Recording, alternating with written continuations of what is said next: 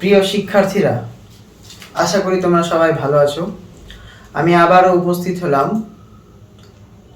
ভূগোলের তোমাদের একটা বিষয় নিয়ে, যে বিষয়টা নবম শ্রেণীর পশ্চিমবঙ্গের ভূগোলের কিছুটা অংশ, যেটা হচ্ছে পশ্চিমবঙ্গের শিল্প সম্পর্কে জানতে হবে। আবার দশম শ্রেণীর ভারতের ভূগোলের যে ভারতের শিল্প, সেখানে আবার পড়তে হবে। আবার একাদশ শ্রেণীর দ্বিতীয় সেমিস্টারের দ্বিতীয় অর্থনৈতিক ক্রিয়াকলাপ, সেখানে শিল্প হিসাবে পড়তে হবে। এবং পুরনো সিলেবাস দ্বাদশ শ্রেণীর দ্বিতীয় অর্থনৈতিক ক্রিয়াকলাপে বা শিল্প হিসাবে এই ব্যাপারটা বা এই বিষয়টা পড়তে হবে। সেটা কি জিনিস? সেটা হচ্ছে যে কোনো শিল্প অবস্থানের কারণসমূহ, কোনো একটা শিল্প কেন সেই জায়গায় গড়ে উঠেছে, সেই কারণগুলো জানতে যে বিষয়, যেটা নবম শ্রেণীর জন্য 5 মার্ক থাকছে, দশম শ্রেণীর জন্য 5 মার্ক থাকছে, একাদশ শ্রেণীর জন্য 3 মার্ক অথবা 2 মার্ক থাকছে, আবার দ্বাদশ শ্রেণীর জন্য 5 মার্ক থাকছে। এই যে ব্যাপারটা, এই বিষয়টা নিয়ে তোমাদের সামনে উপস্থিত হলাম। তো প্রথমে আমরা জানবো যে শিল্প কি। শিল্প হচ্ছে সেই জিনিসটা যেখানে প্রাথমিক অর্থনৈতিকে উৎপাদিত দ্রব্য, সেই দ্রব্যগুলোকে কাজে লাগিয়ে বা সেই দ্রব্যগুলোকে ভিত্তি করে সেই দ্রব্যের গুণগত মানকে বাড়িয়ে মানুষের কাছে আরও গ্রহণযোগ্য করে তোলার জন্য মানুষ যখন কলা কৌশল বা প্রযুক্তিবিদ্যাকে কাজে লাগিয়ে সেই বস্তুকে যখন ভোগ্য বস্তুতে পরিণত করে, সেটাকে বলা হয় শিল্প। এবং এই যে দ্রব্যগুলোকে, প্রাথমিকভাবে উৎপাদিত দ্রব্যগুলোকে ভোগ্য পণ্যে পরিণত করার জন্য যে কাজটা করা হলো শিল্প, এবং যেখানে এই জিনিসটা করা হয়, যে জায়গাটা, যে প্রতিষ্ঠানটা, সেটাকে বলা হচ্ছে শিল্প কলকারখানা বা শিল্প কেন্দ্র। তো চলো এবার আমরা জেনে নেব যে কোনো একটা শিল্প গড়ে ওঠার যে বিভিন্ন পরিবেশ বা ফেভারেবল কন্ডিশন, সেই কন্ডিশনগুলো কি। আবারও এই পরিবেশটাকে আবার দুটো ভাগে ভাগ করব, একটা হচ্ছে প্রাকৃতিক পরিবেশ আর একটা হচ্ছে অর্থনৈতিক পরিবেশ।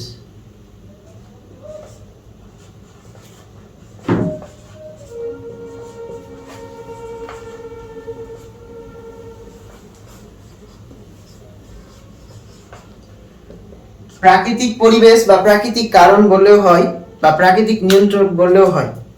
প্রাকৃতিক কারণগুলো বা প্রাকৃতিক পরিবেশের মধ্যে সর্বপ্রথমে যে বিষয়টা আসবে সেটা হচ্ছে ভৌগোলিক অবস্থান।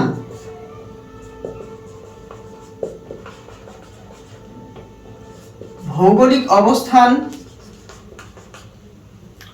এটা হচ্ছে কোনো একটা শিল্প কলকারখানা পৃথিবীর কোন জায়গায় গড়ে উঠবে বা পৃথিবীর কোন জায়গায় গড়ে ওঠার জন্য আদর্শ, সেই জায়গাটাকে বোঝানো হচ্ছে।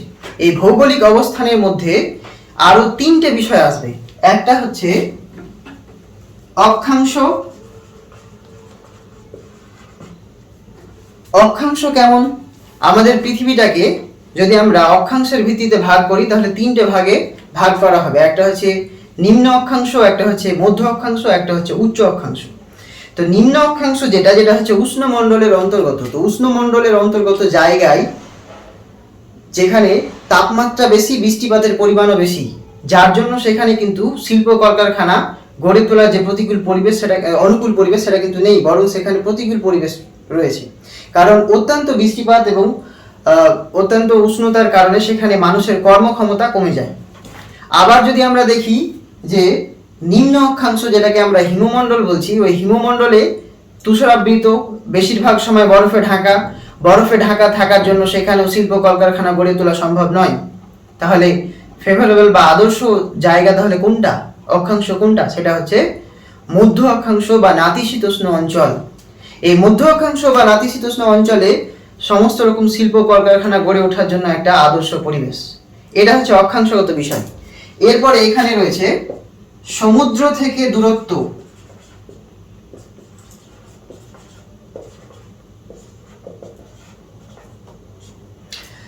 সমুদ্র থেকে দূরত্ব এটাও কিন্তু কলকারখানা গড়ে তোলার ক্ষেত্রে, শিল্প গড়ে তোলার ক্ষেত্রে একটা নিয়ন্ত্রক হিসাবে দাঁড়িয়েছে। কিভাবে? যদি কোনো একটা জায়গা সমুদ্র থেকে বহু দূরে বা অনেকটা দূরে বা মহাদেশের বা দেশের মধ্যস্থলে অবস্থান হয়, তাহলে সেখানে কিন্তু শিল্প গড়ে তোলা কষ্টকর বা ব্যয়সাধ্য ব্যাপার। কেন? কারণ সমুদ্রের জলপথেই কিন্তু হচ্ছে বেশি বেশি করে জাহাজে করে দ্রব্য নিয়ে আসা, আবার হচ্ছে সেই উৎপাদিত দ্রব্যকে রপ্তানি করা, সেটা একটা সুবিধা। তার সঙ্গে সঙ্গে সমুদ্রের পার্শ্ববর্তী অঞ্চলে যদি শিল্প কলকারখানা গড়ে ওঠে, তাহলে সেখানে হচ্ছে সমভাবাপন্ন জলবায়ু বিরাজ করে, তাহলে সেখানে শিল্প কেন্দ্র গড়ে তোলা কিন্তু সহজ। কিন্তু যদি আমরা দেশের বা মহাদেশের অভ্যন্তরের কথা ভাবি, তাহলে সেখানে শিল্প গড়ে তোলা কিন্তু কঠিন। কেন? সেখানকার যে চরম ভাবাপন্ন জলবায়ু, সেটা কিন্তু মানুষের কর্মক্ষমতাকে কমিয়ে দেবে বলে শিল্প কলকারখানা গড়ে তোলার ক্ষেত্রে কিন্তু সমুদ্র থেকে কাছাকাছি অঞ্চলেই বেশ ভালো। এরপরে আরো একটা বিষয় রয়েছে এখানে এই ভৌগোলিক অবস্থানের মধ্যেই, সেটা হচ্ছে সমুদ্র থেকে উচ্চতা। সমুদ্র থেকে উচ্চতা, এই ব্যাপারটা হচ্ছে যে জায়গাটা, কোনো একটা জায়গা সমুদ্র থেকে কতটা উঁচু, সেটা কেমন? ধরে নাও কোনো একটা অঞ্চল, পাহাড়ি অঞ্চল বা মালভূমি অঞ্চল, সেখানে কিন্তু শিল্প গড়ে তোলা কঠিন কাজ। কেন? পরিবহন ব্যবস্থা সেখানে কিন্তু অনুন্নত হয়ে যাবে, কারণ পাহাড়ি অঞ্চলে রাস্তাঘাট করা একটা ব্যয়সাধ্য ব্যাপার, সেখানে সমস্ত রকমের যোগাযোগ ব্যবস্থা কিন্তু একটা কঠিন বিষয়, যার জন্য সমুদ্র থেকে উচ্চতা এটাও একটা নিয়ন্ত্রক। বরং সমুদ্র থেকে উঁচু থেকে বরং সমতল ভূমিতে বা সমপ্রায় ভূমিতে শিল্প গড়ে তোলা একটা সহজ সাধ্য ব্যাপার, যার জন্য ভৌগোলিক অবস্থানের ক্ষেত্রে অক্ষাংশ, সমুদ্র থেকে দূরত্ব, সমুদ্র থেকে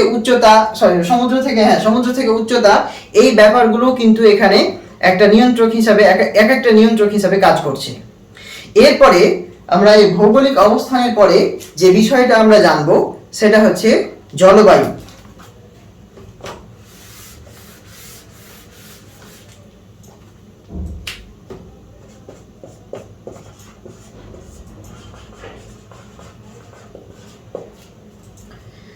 জলবায়ু আবার শিল্প কলকারখানা গড়ে তোলার ক্ষেত্রে কিন্তু একটা নিয়ন্ত্রক বা একটা ফেভারেবল কন্ডিশন হিসাবে দাঁড়াচ্ছে। সেটা কিভাবে?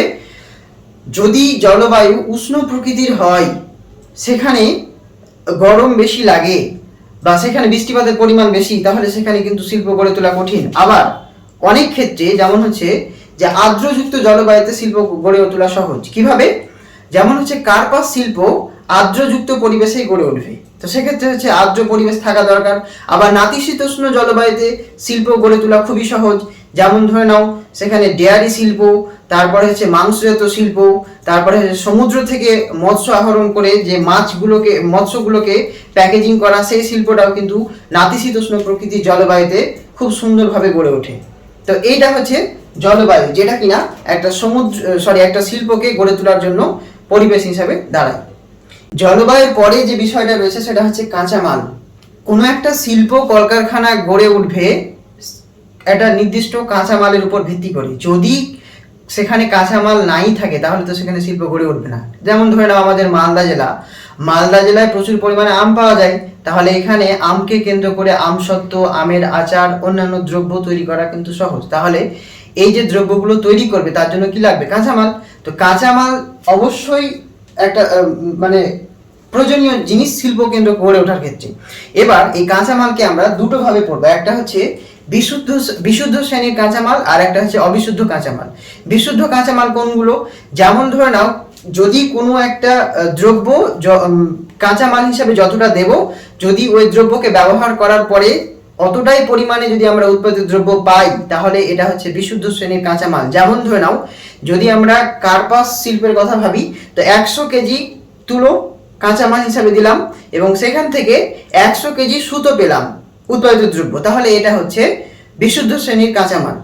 আবার আরেকটা রয়েছে, সেটা হচ্ছে অবিশুদ্ধ কাঁচামাল, সেটা হচ্ছে যেমন ধরে নাও যে লৌহ খনি থেকে উত্তোলন করার সময় যে পরিমাণ লৌহ কলকারখানায় দেওয়া হয়, পরিশ্রুত করার পরে কিন্তু সেই পরিমাণ আমরা পাই না, তো সেটা হচ্ছে অবিশুদ্ধ কাঁচামাল। কারণ যতটা পরিমাণে আমরা কাঁচামাল হিসাবে লৌহ দেওয়া হলো, ততটাই পরিমাণে কিন্তু আমরা উৎপাদিত দ্রব্য পাচ্ছি না, তো সেক্ষেত্রে হচ্ছে এটা একটা হচ্ছে অবিশুদ্ধ শ্রেণীর কাঁচামাল। এভাবে আরো উদাহরণ দেওয়া যাবে, যেমন হচ্ছে আখ, যতটা পরিমাণে আমরা আখ দেওয়া হয়, অতটা পরিমাণে কিন্তু চিনি পায় না। তো এইভাবে হচ্ছে এই বিশুদ্ধ আর অবিশুদ্ধ কাঁচামালের কথা। এবার আসি জলের যোগান।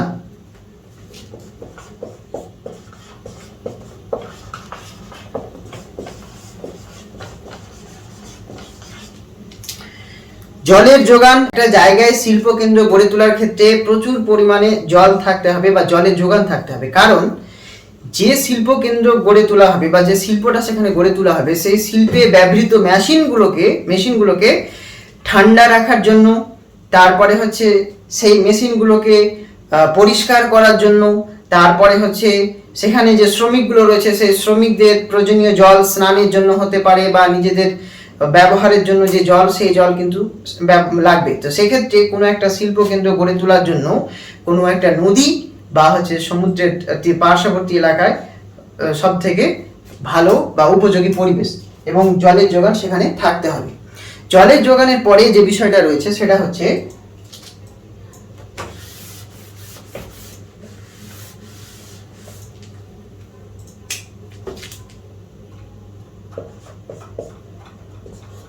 জমির সহজলভ্যতা।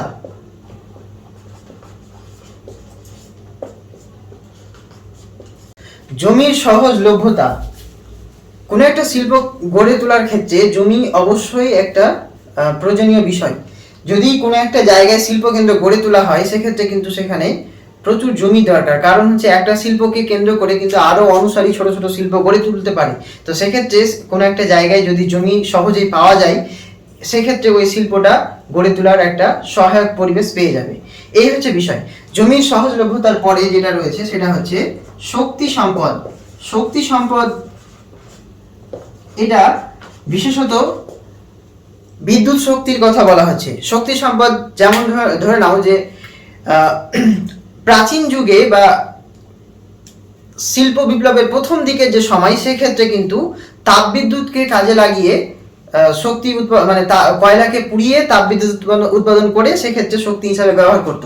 কিন্তু বর্তমানে আস্তে আস্তে বিজ্ঞান উন্নত হওয়ার সঙ্গে সঙ্গে জলবিদ্যুৎ, পারমাণবিক বিদ্যুৎ, এই যে বিদ্যুৎগুলো এসছে এবং এই বিদ্যুতের কারণে কোনো একটা জায়গায় শিল্প কলকারখানা গড়ে তোলা সহজ, কারণ সেই শিল্পের মেশিনগুলো চালানোর জন্য, তারপরে হচ্ছে সেই শিল্পে লাইট, ফ্যান, আরও যে বৈদ্যুতিক যন্ত্রগুলো রয়েছে সেগুলো চালানোর জন্য যথেষ্ট পরিমাণে বা প্রচুর পরিমাণে বিদ্যুৎ দরকার। তো সেক্ষেত্রে যদি শক্তি সম্পদ সহজেই পাওয়া যায়, তাহলে কোনো একটা জায়গায় যদি সহজেই পাওয়া যায় তাহলে সেক্ষেত্রে কিন্তু শিল্প গড়ে ওঠা সহজ। যেমন ধরেন আমাদের পশ্চিমবঙ্গে দুর্গাপুর, সেখানে দুর্গাপুরে কয়লা পাশে রয়েছে, আবার সেখানে তাপবিদ্যুৎ কেন্দ্র রয়েছে বলে সেখানে কিন্তু লৌহ ইস্পাত শিল্প গড়ে উঠেছে।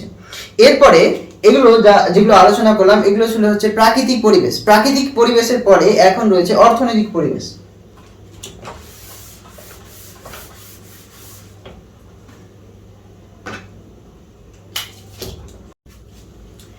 এবার প্রাকৃতিক পরিবেশের পরে অর্থনৈতিক পরিবেশ বা অর্থনৈতিক কারণ। অর্থনৈতিক কারণে আমরা দেখব প্রথমে রয়েছে মূলধন বা বিনিয়োগ।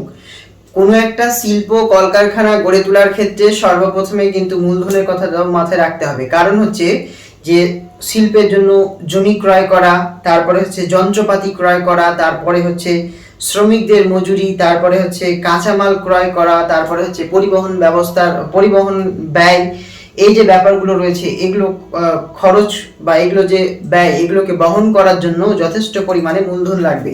এবং যদি কোনো একটা দেশ যদি এই মূলধনের ব্যবস্থা করতে পারে তাহলে সেক্ষেত্রে কিন্তু সহজেই শিল্প গড়ে তোলা সহজ। তারপরে হচ্ছে দক্ষ শ্রমিক। দক্ষ শ্রমিক কিন্তু একটা শিল্প কলকারখানাকে উন্নত পর্যায়ে নিয়ে যেতে পারে। যেমন একটা উদাহরণ দিই, যেমন হচ্ছে আমাদের ভারতীয় যে শ্রমিকগুলো রয়েছে সেক্ষেত্রে একজন শ্রমিক যে পরিমাণ লৌহ ইস্পাত উৎপাদন করতে পারে একজন জাপানের শ্রমিক তার থেকে কিন্তু কয়েক গুণ বেশি পরিমাণে লৌহ ইস্পাত তৈরি করতে পারে। তো সেক্ষেত্রে একজন শ্রমিকের দক্ষতা কিন্তু যথেষ্ট গুরুত্বপূর্ণ। তো যদি দক্ষ এবং সুলভ শ্রমিক পাওয়া যায় তাহলে সেক্ষেত্রেও কিন্তু একটা জায়গায় শিল্প গড়ে তোলা সহজ। তারপরে যেটা বিষয় রয়েছে সেটা হচ্ছে উন্নত পরিবহন ব্যবস্থা। কোনো একটা দেশের যদি শিল্প স্থাপন করতে হয় সেক্ষেত্রে কিন্তু উন্নত পরিবহন ব্যবস্থা থাকা আবশ্যিক, কারণ হচ্ছে কাঁচামাল নিয়ে আসা এবং উৎপাদিত দ্রব্যকে বাজারে পৌঁছানো বা বন্দরে পৌঁছানো, তারপরে হচ্ছে শ্রমিকদের যাতায়াতের ব্যবস্থা, সেক্ষেত্রে কিন্তু উন্নত পরিবহন ব্যবস্থা গুরুত্বপূর্ণ ভূমিকা পালন করে। এক্ষেত্রে কিন্তু সড়কপথের ক্ষেত্রে জাতীয় সড়কপথ রয়েছে, তারপরে হচ্ছে রাজ্য সড়কপথ রয়েছে সেগুলো, তারপরে হচ্ছে রেলপথের পাশাপাশি হচ্ছে জলপথ, এই বিষয়গুলো কিন্তু এখানে আসছে। তারপরে রয়েছে উন্নত প্রযুক্তিবিদ্যা বা কারিগরি বিদ্যা বা টেকনোলজি যেটা, এটাও কিন্তু একটা শিল্প কেন্দ্র গড়ে তোলার ক্ষেত্রে বা শিল্পকে উন্নত পর্যায়ে নিয়ে যাওয়ার জন্য গুরুত্বপূর্ণ ভূমিকা পালন করছে। কারণ যদি আধুনিক যন্ত্রপাতির প্রয়োগ না করা হয় তাহলে উৎপাদন ব্যয় বেশি হবে এবং প্রফিট কম হবে। উৎপাদন ব্যয় বেশি এবং প্রফিট কম, তো সেক্ষেত্রে কিন্তু একটা শিল্প কলকারখানা লসে রান করবে, তো সেটা তো হবে না। সেক্ষেত্রে যেটা বিষয় হচ্ছে যে যদি উন্নত প্রযুক্তি বিদ্যাকে ব্যবহার করা হয় তাহলে কম সময়ের মধ্যে এবং কম ব্যয় করে বেশি পরিমাণে দ্রব্য উৎপাদন করা যাবে, এই হচ্ছে বিষয়। তারপরে যেটা রয়েছে চাহিদা বা বাজার। দেশীয় চাহিদা থাকার পাশাপাশি আন্তর্জাতিক বাজারেও সেই দ্রব্যের গ্রহণযোগ্যতা বা চাহিদা থাকতে হবে। যেমন উদাহরণ হিসাবে একটা সময়ে পাটের দ্রব্যের চাহিদা ছিল, কিন্তু যখন পাটের পরিবর্তিত দ্রব্য প্লাস্টিকের বা অন্যান্য দ্রব্য যখন উৎপন্ন হয়, সেক্ষেত্রে কিন্তু পাটের উৎপাদিত দ্রব্যের চাহিদা কমতে থাকে এবং কমতে কমতে যেটা আমাদের পশ্চিমবঙ্গের যে পাট শিল্পগুলো রয়েছে সেক্ষেত্রে যদি দেখা যায় তাহলে অনেকগুলো পাট শিল্প কিন্তু বন্ধ হয়ে গেছে। তার মানে মানুষ সেই পাটজাত দ্রব্য ব্যবহার করছে না, তো সেক্ষেত্রে মানুষের চাহিদা নেই, তো চাহিদা নেই বলে কিন্তু সেই শিল্প কলকারখানা বন্ধের পথে। যার কারণে যদি দেশীয় বা আন্তর্জাতিক বাজারে সেই দ্রব্যের চাহিদা থাকে তাহলে সেই শিল্প কিন্তু অগ্রগতির পথে খুব দ্রুত গতিতে এগোবে। তারপরে হচ্ছে সরকারি নীতি। এটা হচ্ছে যে দেশে শিল্প কলকারখানা গড়ে উঠবে সেই সরকারের যদি কিছু নীতি বা পরিকল্পনা, এমন কিছু পরিকল্পনা গ্রহণ করে যেটা হচ্ছে শিল্প কলকারখানাকে গড়ে তোলার ক্ষেত্রে সহযোগিতা করে। যেমন হচ্ছে যে পঞ্চম বার্ষিকী পরিকল্পনার কথা বলা যাবে, আমাদের ভারতবর্ষের ক্ষেত্রে পঞ্চম বার্ষিকী পরিকল্পনার কথা বলা যাবে। এই ক্ষেত্রে যে নিয়মগুলো নেওয়া হয়েছিল, যেমন হচ্ছে প্রথম অবস্থায় শিল্প কলকারখানাগুলোকে ট্যাক্স দিতে হতো না, তারপরে কিছুটা ট্যাক্স দিতে হতো 25%, তারপরে এইভাবে আস্তে আস্তে ট্যাক্সের ব্যাপারটা এখানে নেওয়া হয়েছিল। তো যার কারণে কিন্তু সরকারের নীতি কিন্তু শিল্প কলকারখানাকে ত্বরান্বিত করে। তো আজকের যে ক্লাস সেটা ছিল যে কোনো একটা যে কোনো শিল্প গড়ে তোলার ক্ষেত্রে যে কোন কোন পরিবেশগুলো বা কোন কোন অবস্থাগুলো থাকা প্রয়োজন বা কোন কোন কারণগুলো থাকলে শিল্প কলকারখানা গড়ে উঠবে, তার সেই কারণগুলো এখানে আলোচনা করছিলাম।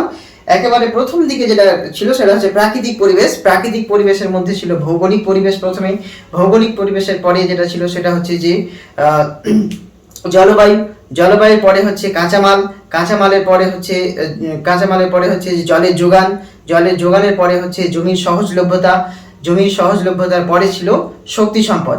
তারপরে যেটা আলোচনা করলাম সেটা হচ্ছে অর্থনৈতিক পরিবেশের মধ্যে প্রথমত মূলধন বা বিনিয়োগ, তারপরে হচ্ছে দক্ষ শ্রমিক, যেটাকে সুলভ দক্ষ শ্রমিক বললে হয়, তারপর হচ্ছে উন্নত পরিবহন ব্যবস্থা, উন্নত প্রযুক্তিবিদ্যা, চাহিদা বা বাজার, আর একটা হচ্ছে সরকারি নীতি। তো এই ছিল আজকের বিষয়, যেটা কিনা ক্লাস 9, 10 এবং 11 এর সেকেন্ড সেমিস্টার এবং পুরনো সিলেবাস অনুযায়ী দ্বাদশ শ্রেণী বা 12 ক্লাসেরও কিন্তু পাঠ্য বিষয়ের অন্তর্গত। ঠিক আছে, আজকের মতো এখানেই ক্লাস সমাপ্ত।